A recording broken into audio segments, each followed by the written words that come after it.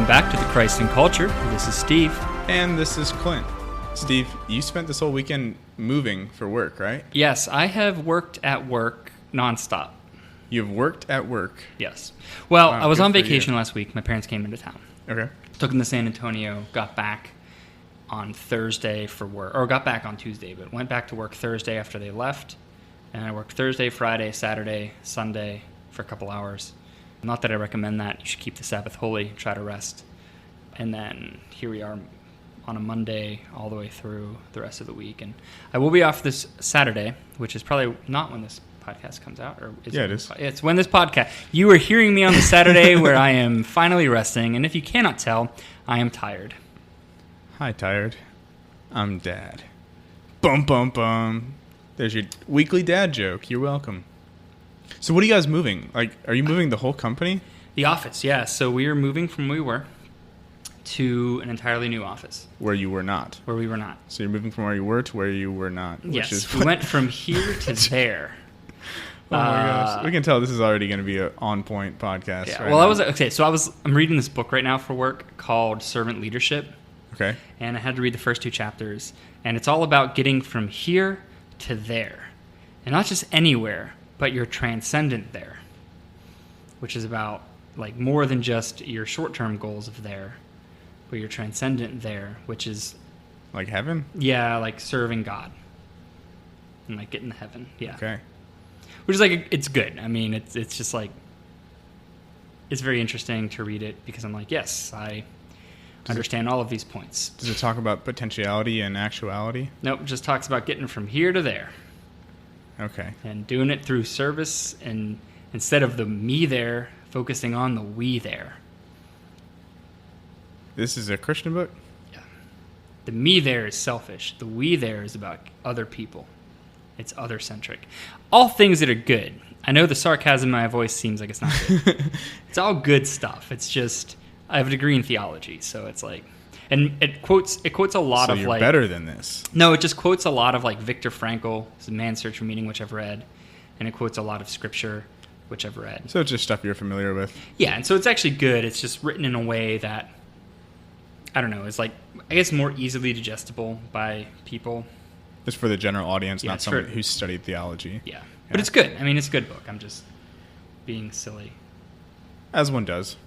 So have you taken in any media since you've been moving all weekend and stuff? Not and this weekend. Last weekend you were traveling? Pretty much, my dad, like I said, my parents were here, and so he watched a couple like Netflix things Okay. while he was out. Watched a Netflix original movie called Rim of the World.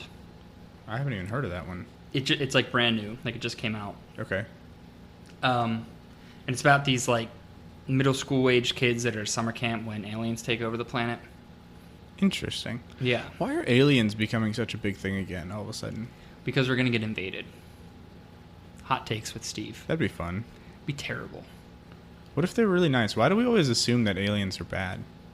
Maybe they're better than us and just really Probably. nice. So I actually had one of my one of my teachers, and I think like middle school or high school or something, was talking about aliens, and he was like, and basically he gave the answer for that, because he was like, if they were like benevolent creatures, they would look at us and we would be so below them and dumb that they wouldn't want to deal anything with us. Like he's like, if they could have the technology to traverse across galaxies to get to us, they probably wouldn't have a whole lot to do with us, unless they were malicious.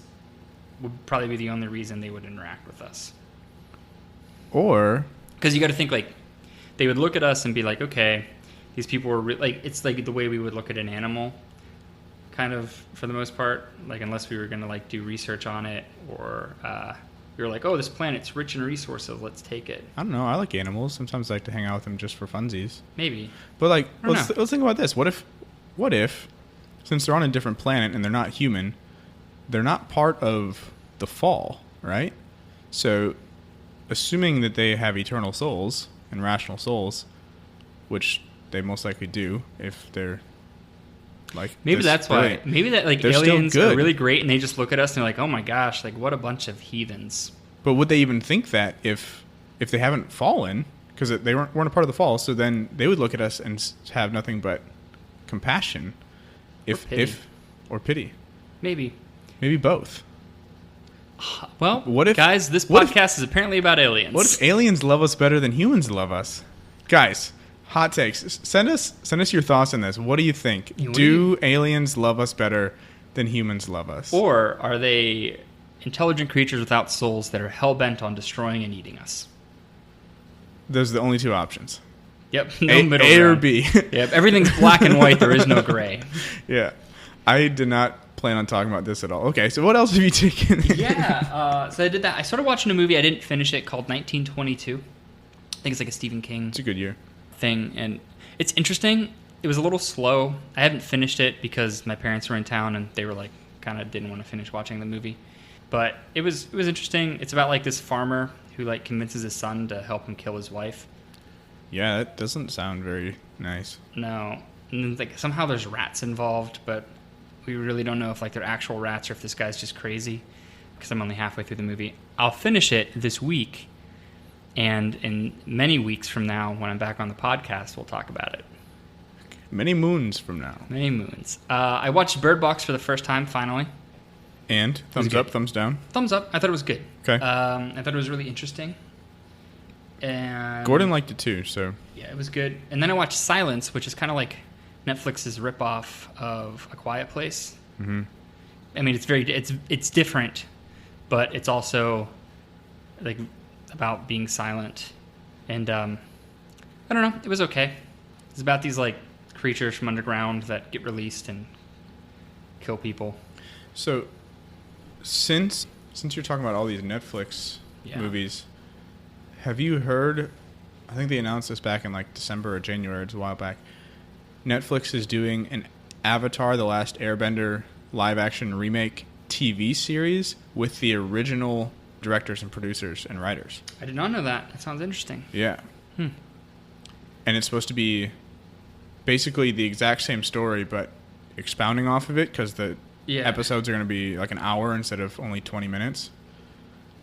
I'm kind of excited, but I also don't want to have my heart broken again. Yeah, Like a lot of movie. live action versions of anime, even though Avatar is not technically anime because it's not really like it's not Eastern, it's like a Western thing in the style of Yeah. it.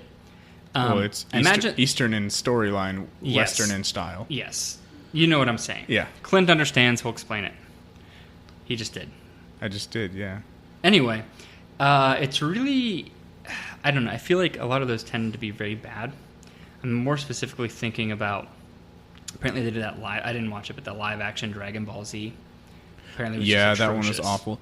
But what I will say about this one that makes me think there's actually hope, number one, Netflix is doing it partially as what seems to be like their last resort attempt to save themselves, with Disney making their own streaming engine, right? So they're losing all of the Disney movies, so they have to do something. Including Marvel. Yeah, so they have to do something to stay alive. So this could be big because it's one of the biggest TV shows of like our generation. Yeah, and they're also, I mean, they do a lot of like their own stuff now.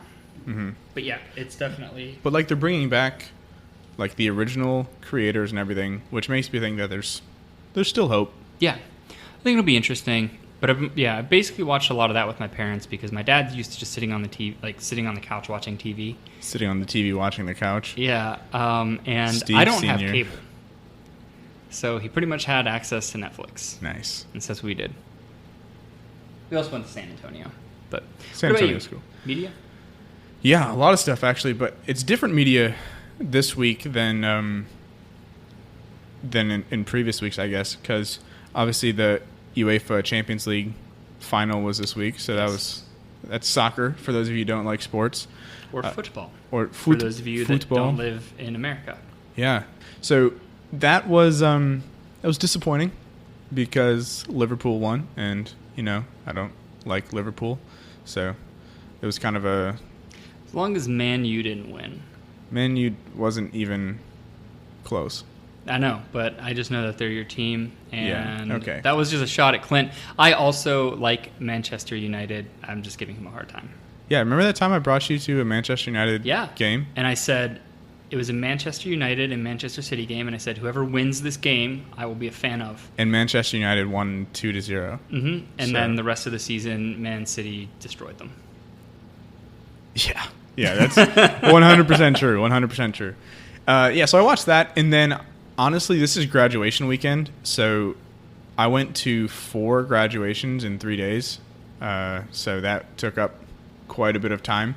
And when I wasn't doing that, actually, I was trying to stream ordinations. I have a lot of friends who were just ordained in the last 2 weeks. Yeah. So I've been trying to stream some of their stuff since I couldn't fly to go see them, unfortunately. So yeah, I'll give them shout outs later, but cool, man. General shout out to all priests who were just ordained, and actually just all priests, because priests are awesome. You know what? You should go give a in-person shout out to a priest. Just go up to a priest and say shout out, and then he's gonna look at you. Shout really out to weird. you. He might try to absolve you or exorcise you. I don't know. I could use some exercising. Anyways. Oh, funny. These dad jokes are so bad. But one thing that I wouldn't really call it media necessarily, but it's an app that I found. It's a Sleep Cycle. Have you ever heard of this? No. So I've been struggling to like get regular, a sleep cycle for the last like month or so, maybe longer. And I found this app called Sleep Cycle that wakes you up in like the gentlest way possible at the lowest part of your sleep cycle, so that when you wake up, no matter if you've been sleeping for like 30 minutes or like 10 hours, you're as refreshed as possible. How does it determine that? So that's the thing. There's some that do like movement based. This is audio based, so it recognizes the way that you're breathing.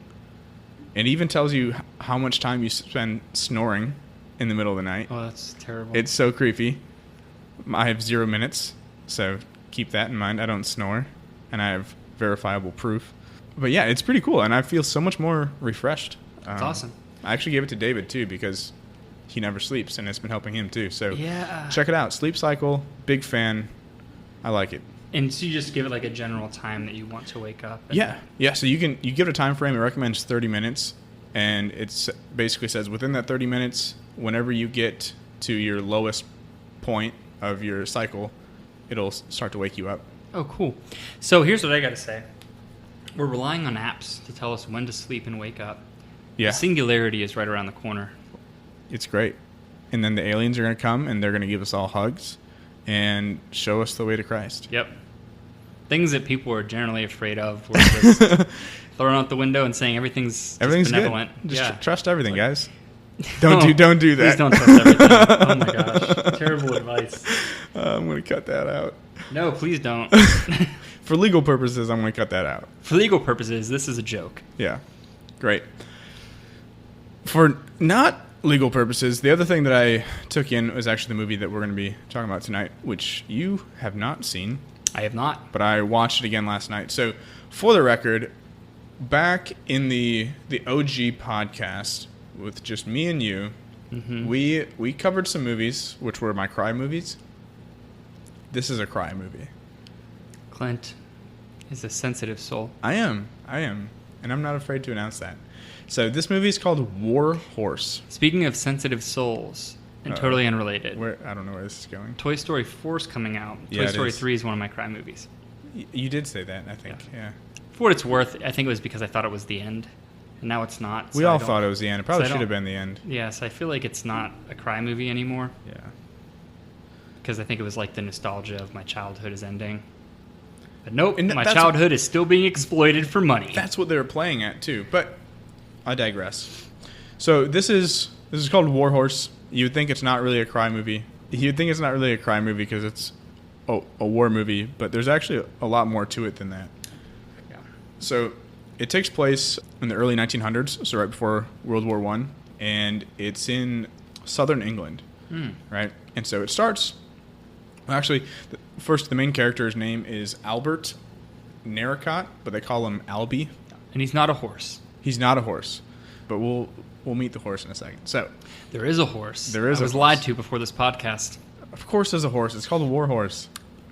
I said, is it about a horse? And you said no. With extreme sarcasm. Moving on. So the main character's name... Clint is a liar. The main character's name is Alby. Deceiver. And so in the beginning of the movie, this this horse is born. That's literally the opening scene, is just we see this horse born. And the main thing I want to talk about or start with is when that horse is a little bit more grown up, it's brought to auction with its mother. And Alby's father, whose name is Ted, who has a limp, but he's kind of a farmer, he goes and buys this horse. He's supposed to be buying a horse that's like a big, strong plow horse, but this is clearly not. It's like a small, nice-looking horse, but definitely not for plowing. It's like too small, can never do it. And he spends 4 times what they say is like the maximum price for a horse like this. And it's literally his entire savings. He has nothing left. Why would he do that? Because the other person who was bidding to buy the horse was his landlord, who he doesn't like. And so it was more like the principle of the thing, and he was just being too prideful. Right? And so he buys this horse, and he brings it home, and he finally realizes like what he's done. His wife is furious. His son, Alby, is thrilled because he has already seen this horse like growing up and just like had a connection with it. It was their neighbor's horse. And because Ted has a bad leg, he can't train it, so Alby has to.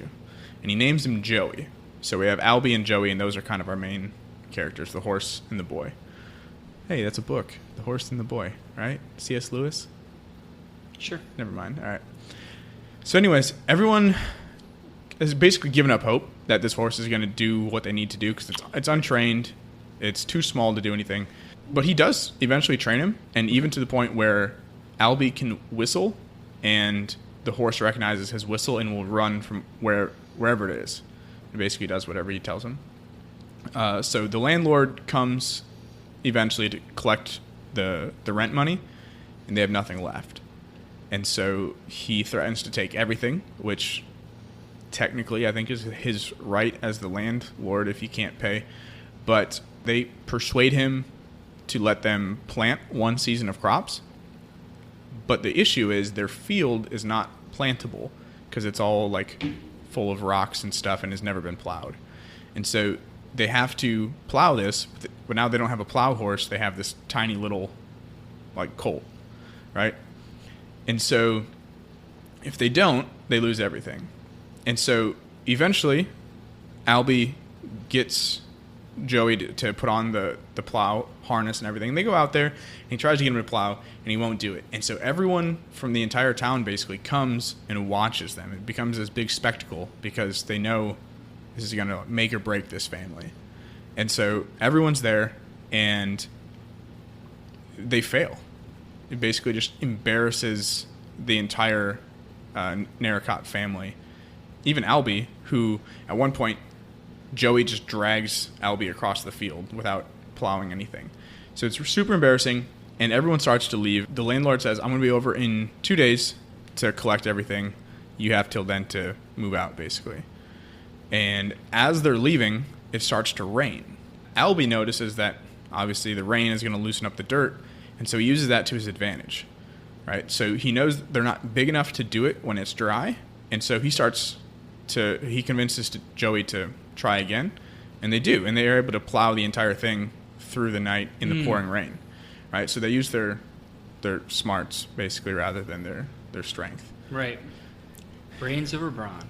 Right. Yeah, and so they're able to do it, and yeah, it works. There's a little bit other stuff that kind of happens in the middle there, but I'm just going to kind of skip that because it doesn't really. It's more plot than actually helpful to this conversation. So pretty soon down the road, like they've planted everything. Everything's looking great. They are going to have more than enough money than they needed to cover their expenses and everything. And then there's another storm. And the storm destroys all the crops. And now they've lost everything again. So they went from nothing to hope to broken again and having absolutely nothing. And so right after this is when they announce the start of the First World War. All right. And with that, Ted, the dad, knows he doesn't have the money, so he's got to do something. So he sells the horse Joey to the military to be a cavalry horse in the war. So this is where he becomes a war horse. And so now they have the money, but they lose the horse. And Alby is devastated. So he goes to volunteer, but he's not old enough, and so he can't. So they take the horse, but the officer who buys him is actually played by Tom Hiddleston, who, if you don't know, plays Loki, right? Loki bought the horse. Loki bought the horse, and so the whole thing was just a prank. No, I'm just kidding. And he's actually really sweet about it, and he says, like, I'm going to return this horse to you after the war, and I'm going to take as good of care of him as I can, knowing that the horse likely wouldn't make it. Yeah. But throughout the whole movie, he's really sweet. He sends letters to Alby and, like, draws pictures of Joey and sends them to him from the front lines and stuff. So he's a really sweet guy and genuinely trying to help. So they go off to France where they fight, and in the very first charge of the battle or the war, they are attacking this unsuspecting German camp, and they completely overrun it, and they catch it by surprise. But then as the Germans are retreating, they had Gatling guns hidden, and they get on these Gatling guns, and they just completely annihilate the entire British attack, including, I didn't say this, but Benedict Cumberbatch was one of the characters too. Yeah. So they're both just wiped out. Like, the entire group is wiped out. One thing I do want to say really quick before I move on to what happens next, the motto that they use. Now, I looked this up. I think this is actually a motto in the British military. They said, "Fear God, honor the king." And that actually is from scripture, because I think I've told you this, but in college I had this group of guys that I lived with. We called it the Brotherhood. It was a bunch of men, like Catholic group. Yeah. And that was like our scripture for our motto was 1 Peter 2:17, which is honor all men, love the brotherhood, fear God, honor the king, right? So I was like, wait a second, I know that. So they actually used scripture as the motto for their cavalry division, which was kind of cool. But you're leaving me hanging. Yeah. Did Joey make it? Joey made it. Okay. But I would think otherwise the movie would be really it's a super short movie. It's only like 20 minutes now. Yeah. But here's what happens. So the Germans are going to kill all the horses because they can't take them, any of the horses that survived. And one of the kids on the medical team, they call it the ambulance, right? He's familiar with horses, and so he's like, wait, we can save some of them to pull the medical wagons. And the German officer says, if they can pull, like if they're comfortable with the harness, then we'll keep them. If not, shoot them. And because Joey had learned to pull the plow, he was comfortable with the harness. And so he convinced, like, he has this friend horse, which was actually Benedict Cumberbatch's horse, and they're friends throughout the movie. He convinces that horse to pull it as well. So those two are the only two that survive of the entire cavalry division, right? And so now he's with the German army, and that boy who just saved him is put in charge of taking care of him. But that boy takes him and takes the other horse and runs away with his 14-year-old brother who had snuck into the army, because the German army was sent to the front lines. And he knew if they went to the front lines, his 14-year-old brother was going to be killed, and he wants to keep him safe. So he took the two horses, ran away, and hid in a windmill. That night, they were found by the German army, and the boys were executed. But the horses were still hiding in the windmill. It was a giant windmill. The next morning, this is a crazy story. Yeah. It's obviously not true. But it's based on a true story. It's definitely not. It's based on a true war. It's based on a book. And World War I did happen. Yeah, that's true, yes. But anyway, so in the morning, this little French girl, her name is Emily, walks into her windmill and finds these horses, and she's like thrilled, and she wants to learn how to ride these horses and everything. And she is like this sassy little like French girl who lives with her grandpa. She's like a young girl. Yeah, she's like, I don't know, 13, 14. Okay. I was thinking like she was like this like little like 6-year-old girl who was like. No, yeah. She's pretty young. Yeah. But she lives with her grandpa, and you find out that her parents died in the like rebellion against the Germans in the initial invasion. And pretty soon she's trying to teach these horses to be jumping horses, and Joey hates jumping. He's never learned to like jump over anything, and so it's kind of a comical little thing. Sorry, I'm going to kind of just cruise through the story. No, it's fine. Yeah, go for it. And then, immediately after this, the Germans show up and steal all their food to feed the war effort, right? And Emily gets really upset at this. They're able to hide the horses, so the horses aren't taken. But she's really upset at her grandfather. She says grand-père, which is like French for grandfather. I just learned that on Duolingo. Come at me. Okay. But she's mad that he didn't stand up and fight because she knows that her parents did, and they were brave. And so they get in this fight, and she says, "You've never done a brave thing in your life." And grand-père says, "Maybe there are different ways to be brave. Did you know the French have the best carrier pigeons, and this could be the difference in the war? Our messages getting through." And then Emily responds, "I don't want to hear about birds." And this is what grand-père says. "They are released at the front and told to go home. This is all they know. But to get there, they must fly over war. Can you imagine such a thing? There you are flying over so much pain and terror, and you know that you can never look down. You have to look forward, or you will never get home. I ask you, what could be braver than that?" And so this is where I want to take our first break and kind of just recap on your thoughts, first off on that conversation, and then just on the movie so far in general. Yeah. I thought that, I mean, I think that is really good illusion, sort of lesson. I mean, in a lot of ways in our faith lives, like, it's important to just look forward and not look down. Mm-hmm. And I kind of think more specifically like when we fall to sin. Yeah. Like exactly. We can oftentimes, I think, get caught up looking down into the filth that we've stumbled into and get stuck there because we're like, well, I'm already filthy. Like, I might as well just stay here. Yeah. As opposed to looking forward and, like, getting back up and moving. And I think that's true, right? Like, that's real bravery, is to, like, face yourself and continue to move forward in humility. Whereas, yeah, you'll never make it if you just get caught up in your failures. Yeah. Or you get caught up in the pain and the suffering and the dirt. Yeah.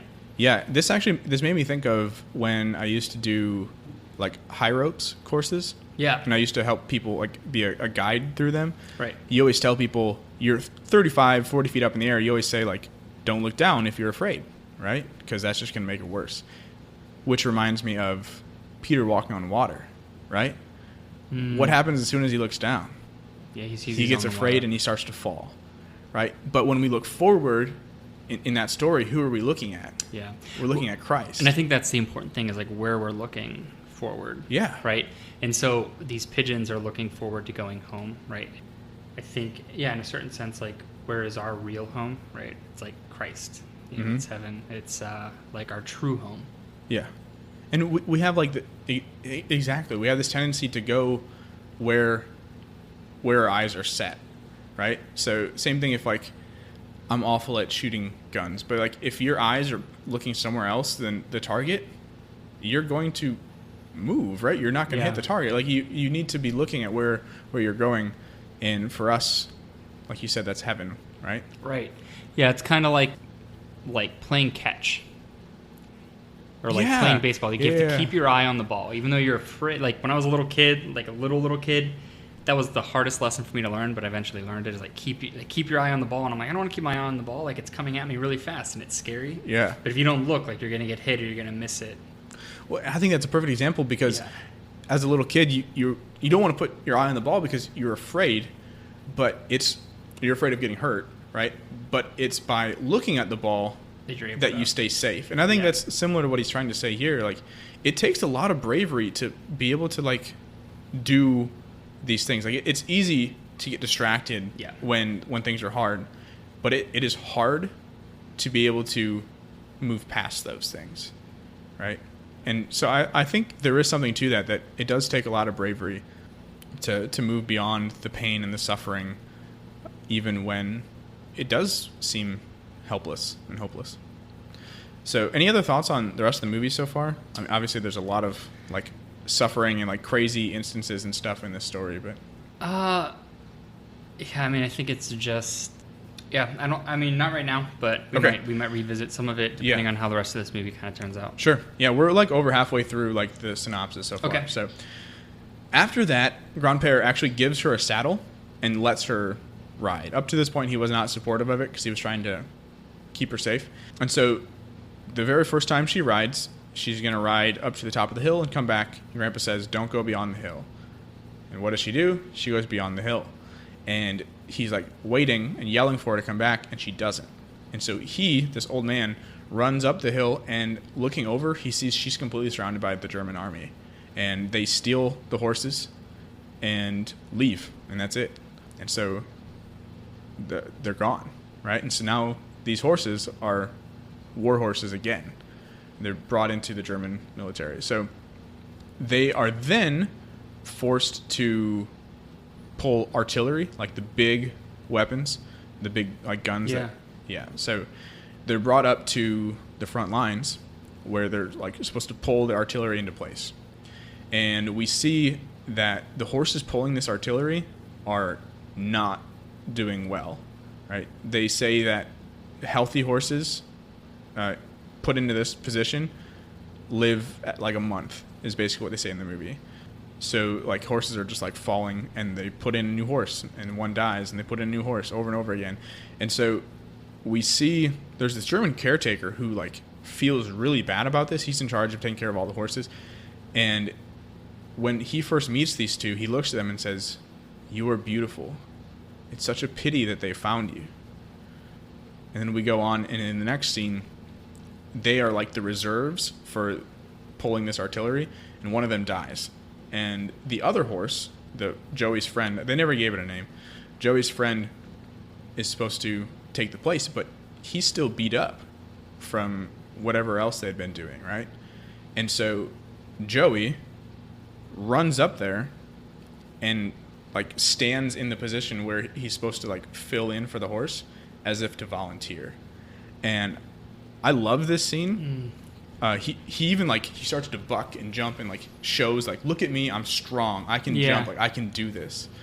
But he can't. And so they let him take the spot. And this reminds me of Maximilian Kolbe, like my favorite saint. If you're not familiar with Maximilian Kolbe, well, do you know his story? Yeah. Okay, I've been doing all the talking. You want to give it a quicker synopsis? Yeah. So Maximilian Kolbe was a saint. He was in a concentration camp during World War II. Yeah. Auschwitz. Or he was there, and a man was basically... Was it they were marching and a man like fell, and so they were going to execute him? Someone tried to escape. Oh, that what it was? So the punishment was they were going to take 10 guys to execute instead. Right. Yeah. Yeah, and so they ended up picking this man who had a family. Yeah. And obviously he didn't know if his family was still alive, but Maximilian Kolbe volunteered to go in his place. Yeah. And so they went to execute Maximilian Kolbe instead of this man, who was a Catholic priest and an amazing Marian saint too. Yeah, and he ended up like really like converting souls through that experience. Oh yeah, big time. Well, this is just like such a small part of his story. Yeah. Obviously, like I said, he's my favorite saint. So if you want to find out more, we did an episode on him and a couple other saints, episode 25, Saints in Culture. Pray for us. So go check that out. His story is amazing. But this reminded me of his story a lot, and just like that stepping in to take someone's place when he knew it was probably going to be his death. Well, I think what's beautiful about Maximilian's story in that is that it's reflecting of Christ's story, right? That he takes the place of our death. Right. And that's exactly he takes the cross that we deserve. Well, and the crazy thing is, I told you at the beginning, like, he's not a big horse. In everything he's done so far, every single battle, he's always been the smallest one. Yeah. He's always been, like, no one thought he was going to be able to do it. They're like, even for a war horse, like, he's not good enough. He's not trainable. Like, he can't. Right? He's just too little. And so now he's supposed to be pulling this giant artillery where all these big, strong horses are dying, and he volunteers. And in the scene that follows, he's the one that leads it. He's pulling the hardest. Why? Because he had that experience with the plow. Right? And so these experiences in his past, which were, like, hard and just beat him up, are what helps him to be so strong in all these other situations. Well, it kind of reminds me of like tempering steel and fire, right? That it's in like our struggles and our turmoil that like we strengthen our faith and we strengthen our resolve. Yeah. And that God uses difficult moments to strengthen us for the journey. Yeah. Hang on to that because I want to come back to that. That's good. Holding on. And so once they actually get it to the top of the hill and they get it in position, this artillery starts firing over the front lines. Yeah. And we see that it's the Battle of the Somme, which is the deadliest battle in World War I, which, fun fact, J.R.R. Tolkien fought in that battle. You know who else fought in that battle? Alby. Because at this point in the story, he was old enough to join the military, and now he's fighting on the front lines. Yeah. And so this horse, Joey, just pulled the artillery, which is now firing on Alby and the other British troops. But he didn't know, obviously, right? And so now we flash over to Alby and see his story, right? And so the Brits charge. And this is, if you've ever seen anything about World War I, you know it's super dangerous. You have no man's land that nobody makes it across, right? If you're going to survive, you come back. World War I was such a deadly war because awful. war was always fought a certain way, and then technology surpassed war tactics. You had machine guns, and they didn't adapt their tactics. It's like that first battle where they just got completely wiped out. Yeah. They just didn't know.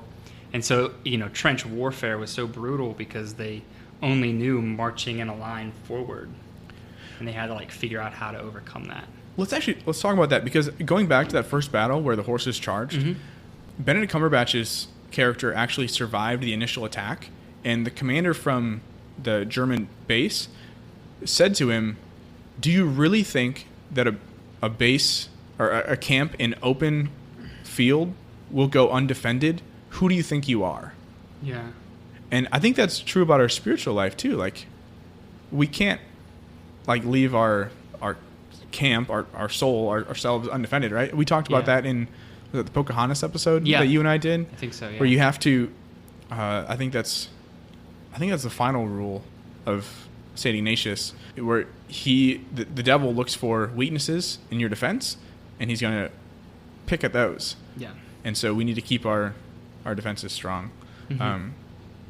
But yeah, so I think that kind of has insights into spiritual warfare too. Yeah, for sure. So anyways, the Brits make this charge across the no man's land, and we see Alby is there with a couple people from his hometown too, including kind of his best friend, who we just learned his name in this scene. His name is Andrew. And then kind of the rich bully, the landlord's son, is also there. He's an officer.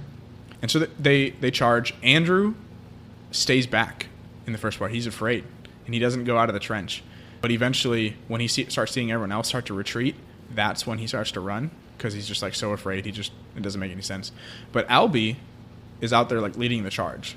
Again, Alby's not a big guy either. He's kind of small. But he pulls the landlord's son, who had been a bully to him this entire movie, pulls him to safety, and then keeps running and keeps going. He actually makes it all the way to the German trenches and throws a grenade and clears the trench. And then Andrew comes in just behind him. And immediately after that, they have kind of this hug and embrace. It's really cool. And as they start to go through, gas. If you don't know, gas was used in World War I in the trenches a lot. And it killed a lot of people. And that's what happened. Andrew is killed by the gas, and Alby is temporarily blinded, and he can't see. So going back to Joey, we see Joey and the other horse being kind of led by the German caretaker, and they're in rough shape. And the other horse is about to die, and the German caretaker knows that. And so as the Germans start to retreat, he takes these horses off to the side, and he's going to try and give them a rest, but the other horse dies almost right away. And so the one that's friends with the friend, Joey. Joey's friend. So now Joey's basically by himself, and the caretaker. Well, I think what's interesting is there's that parallel with Alby, right? Alby and his friend Andrew, and exactly. then Joey and this friend horse. And it's totally done on purpose too. Yeah. I thought that exact same thing. So their best friends both were kind of lost there. And then the Germans in the retreat take the caretaker, and they just run away. And so Joey's left completely by himself. And now there's this tank that's trying to retreat. And I don't know how to describe this, but basically Joey is stuck in kind of this alleyway that's surrounded by barbed wire, and it's a barbed wire wall, Joey, and the tank, and the tank is driving towards him to try and like get through, and so he's trapped, completely surrounded, and so he's like starting to panic, but because of his experience with Emily, he now knows how to jump, and so he actually jumps over the tank as it comes down towards him, and so he escapes. And as he escapes, he runs the wrong way. Rather than running with the retreating soldiers, he runs towards the battle. And he actually runs through no man's land. He runs over the trenches, falls into the trench, gets out, and runs through no man's land. And as he's doing that, he's kind of dodging through, but he gets caught by barbed wire. And pretty soon, he's stuck, wrapped completely in barbed wire in the middle of no man's land in the middle of the night. And the soldiers from both sides see him, and they actually go out like with a white flag, and they go out and let him out. Yeah. And so one soldier from the English side and one from the German side, they both go out there, and it's kind of cool because they actually are like working together, and they're having like this conversation. They're actually joking, saying, like talking about how glamorous their trenches are, and like how they have entertainment that comes every Tuesday and like steak dinners and stuff. And obviously, they're not telling the truth, but it's kind of comical. Yeah. But well, that reminds me of, what was it? Was it like Christmas Day? Yeah, and they go out and play soccer. Took a break and played soccer. Yeah, exactly. It's just like that. And while the British soldier's going out there, we hear him under his breath quoting scripture. He says, like, "The Lord is my shepherd, I shall not want. He leads me to green pastures." Like, he's obviously afraid. He's walking in no man's land by himself, and he clings to Christ. Yeah. And I want to keep that in mind too, because I think that comes back. I kind of want to go back though, because I think that, like, what's beautiful about that scene is, I think in war,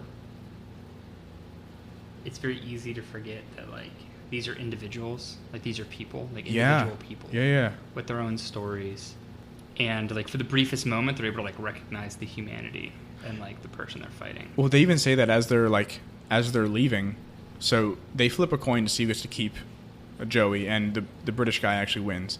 And so as they're leaving, they're like say, what do they say? Don't forget your friend from Dusseldorf or whatever, and say a prayer for me from wherever the British guy was from. And so, like, in those few minutes, like, they saw each other as humans, even though the next day they'd be shooting at each other.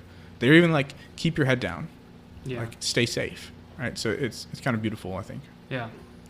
And so basically, this guy brings Joey back. Now they're in the same camp, right? And Joey actually walks by Alby, but Alby's blind at this point, so he doesn't see him. And pretty soon, rumors are going through of like the miracle horse, the miraculous horse, right? And they bring Joey to the doctor to get healed, and they're like, "We're too busy. He's obviously going to die. Just shoot him, put him out of his misery." And then we hear the whistle, because Alby had heard the rumors, and he walked up and he was doing the whistle that he taught Joey to come to. And so as they're about to shoot him, Joey like puts his head up and like starts walking towards Alby, and they meet, and the officer comes up and is like, "Who are you?" And they're like, "This is just a random horse. We're going to kill it." He's like, "It's not a random horse.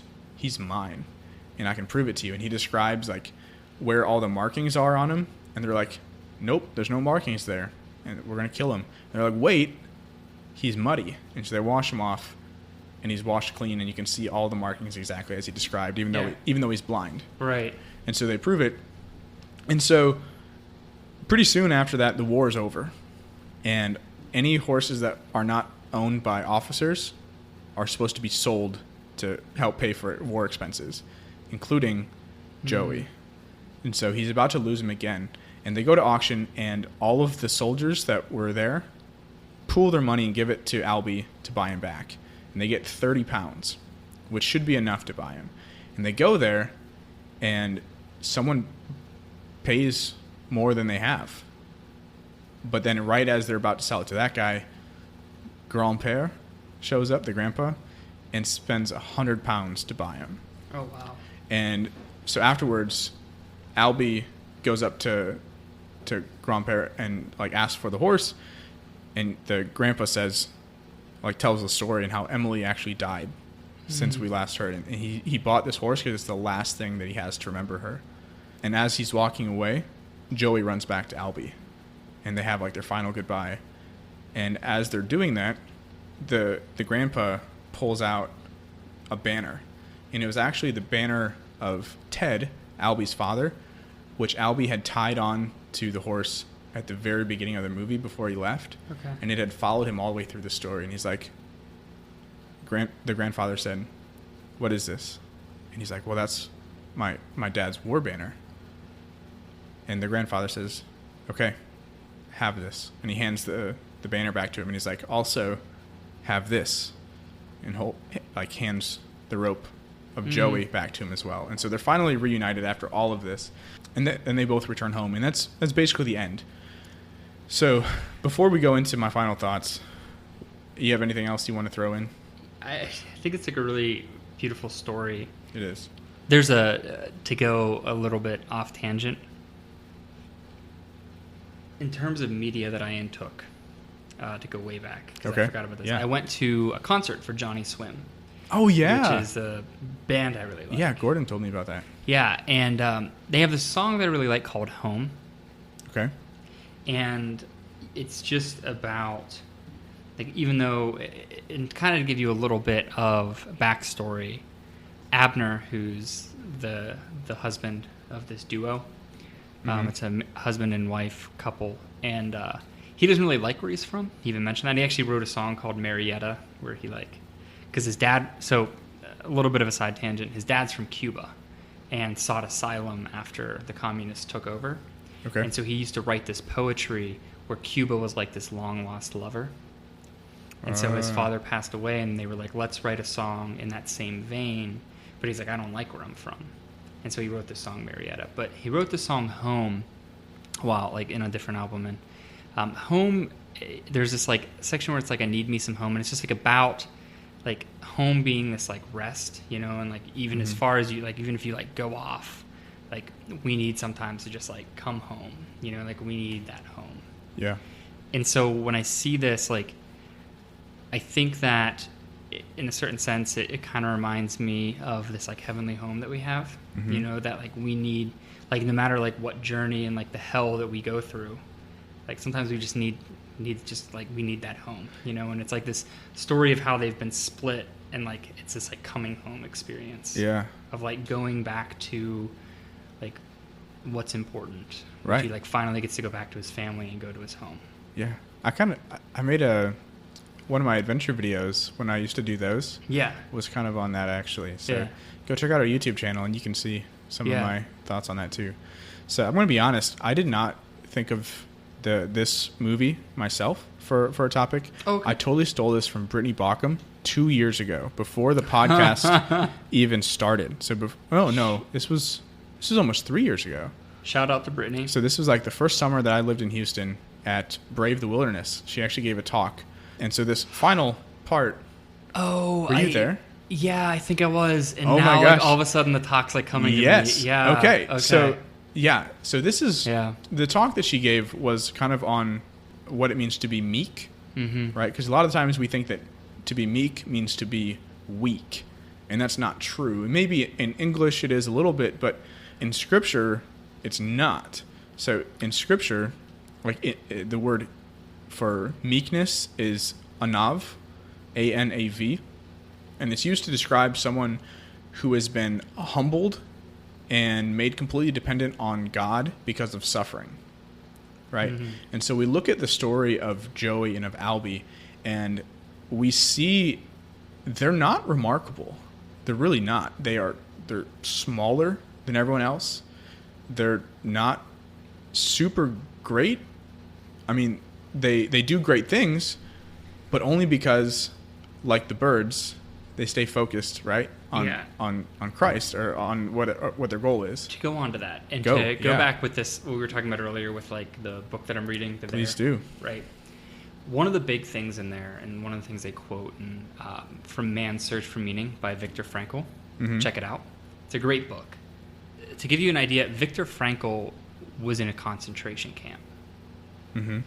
and he is this psychoanalyst, right, psychologist, and he ends up writing about why some of the people in the camp lived and some of the people died. And he said the people that knew what they were living for survived. Like these people who had this goal, they had something to cling to. They survived. Where it's those that lost hope that died. And he said you would see them because you knew when somebody was going to die, because people would like hide the cigarettes in the bread, and they would they would smoke. They would be sitting there, and if you saw someone smoking all of their cigarettes, they didn't wake up in the morning because they gave up hope. Yeah. And when they lost hope, they died. And he said it was like hope that kept you alive in the concentration camps. This hope for something. Chris Donato talked about this a little bit last week on the show too. Yeah. And so when I see this, like how small they are, it was this like determination that they had. Like how is it that these smaller, weaker, meeker, right, people were able to horse But meek and weak are not the same. I know, but I'm just saying, like in general, like they appear weak. Right. Like those are smaller. Yeah. But how is it that they were able to do things that larger horses or larger men weren't able to do?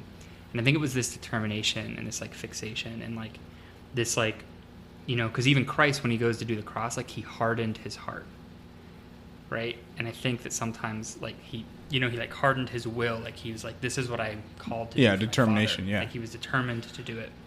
Well, like I said, I think it goes back to the bird thing, right? Because they're keeping their eyes on each other and the love that they have for each other. They know that against all odds, they believe they're going to find each other, and they're clinging to that hope and that love.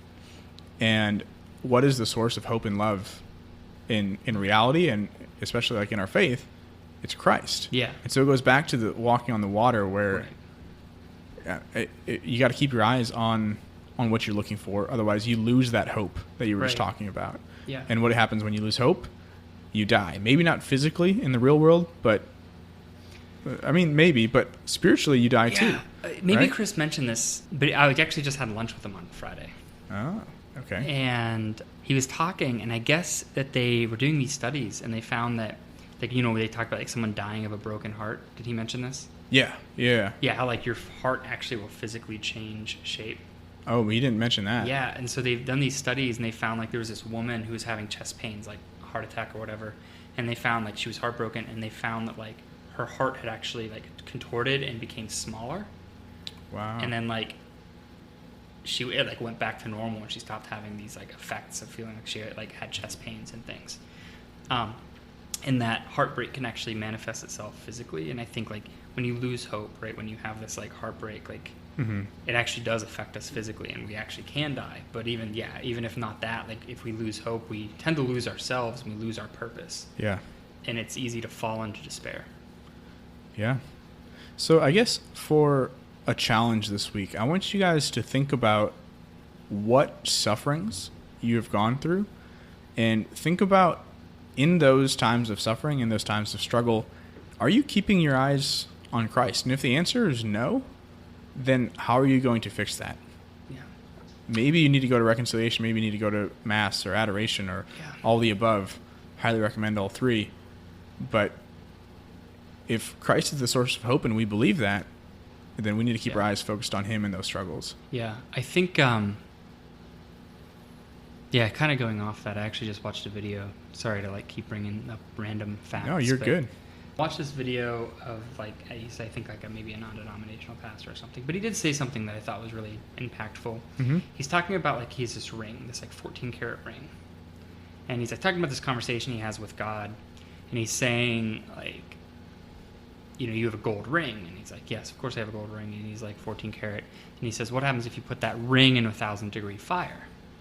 He's like, well, it begins to melt. And he's like, all right, well, what happens when it melts? And he's saying, like, the zinc and the nickel and all these other impurities, they rise to the top, right? Because molecularly they're lighter than gold. And he says, well, you didn't see them before, but now you see them, right? And he's like, yeah. He's like, but they were always there, right? And he's like, yeah.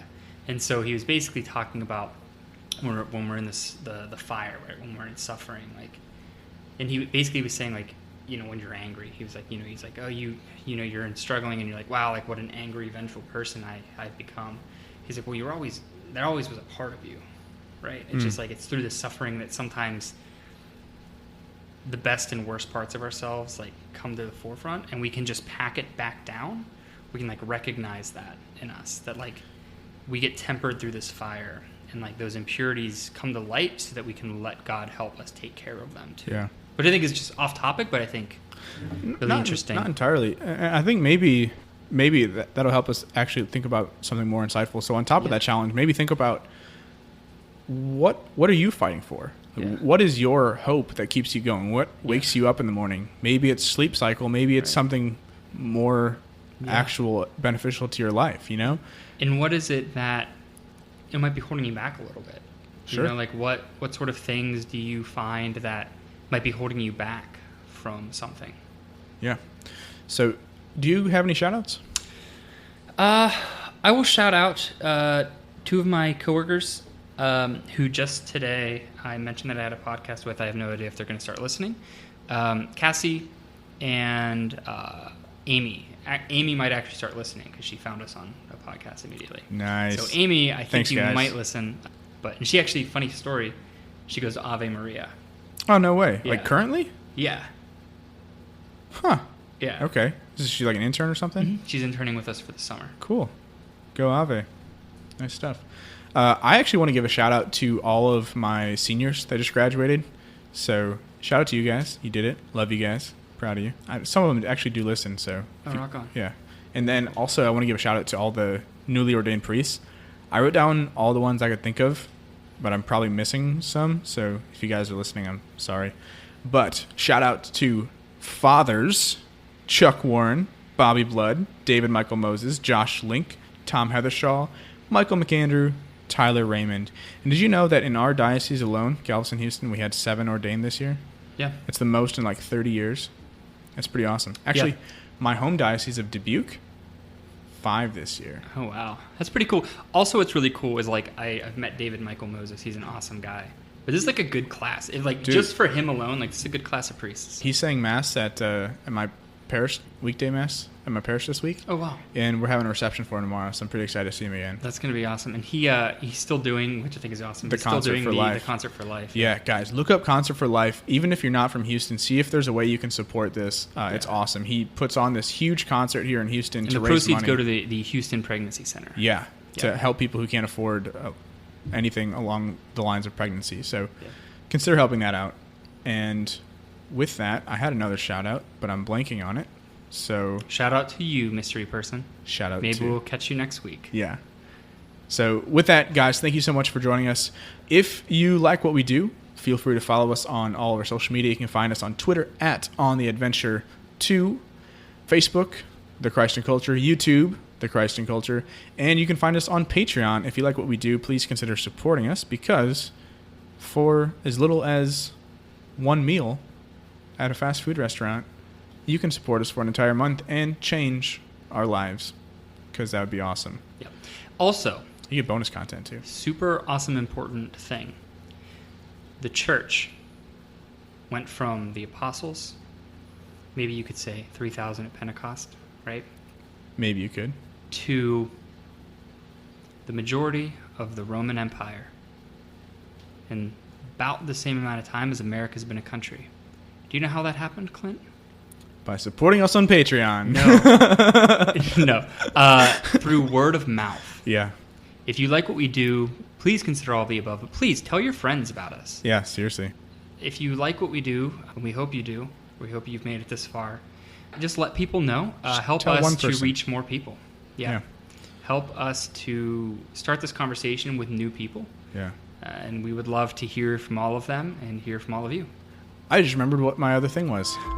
This weekend, I'm going to CYMC. So if you guys are youth ministers and you're going to Phoenix, Arizona for the Life Teen CYMC conference, please come find me. I would love to hang out with you guys. So with that, guys, thank you for joining us on the adventure this week, and we'll see you soon. Goodbye. Bye.